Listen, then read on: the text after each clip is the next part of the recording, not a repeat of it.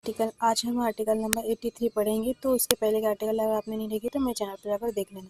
तो article number 83 सभी भारतीय संविधान के संसद में सदनों के अधिकारों से संदर्भित है, जिसमें कहा जाता है कि लोकसभा जनता का सदन होता है, वही राज्यसभा राज्यों की परिषद से होता है।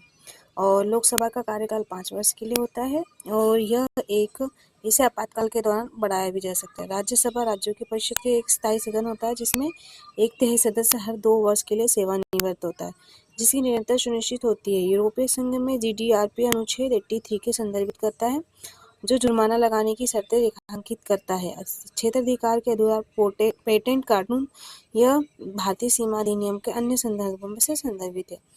यहीं पर हम इसे कुछ पॉइंट देखें तो लोकसभा जनता का सदन होता है, जो पहली बैठक 5 साल तक चलती है और ये भंग भी हो जा सकती है, भंग कर सकते हैं। पर राज्यसभा में अपोजिट है, राज्यों का परिषद होता है और ये स्थायी होता है और इसे कभी भी भंग नहीं किया जा सकता है और लगभग 1/3 सदस्य 2 साल सेवानिवृत्त होते हैं।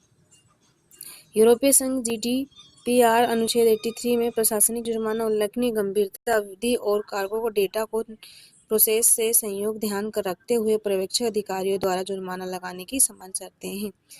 वहीं यूरोपीय पेटेंट कन्वेंशन देखें तो ईपीसी में किसी आविष्कार के प्रकटीकरण शामिल करण है। परिसीमन अधिनियम 1908 में क्षतिपूर्ण अनुबंधों से मुकदमे से संदर्भित है।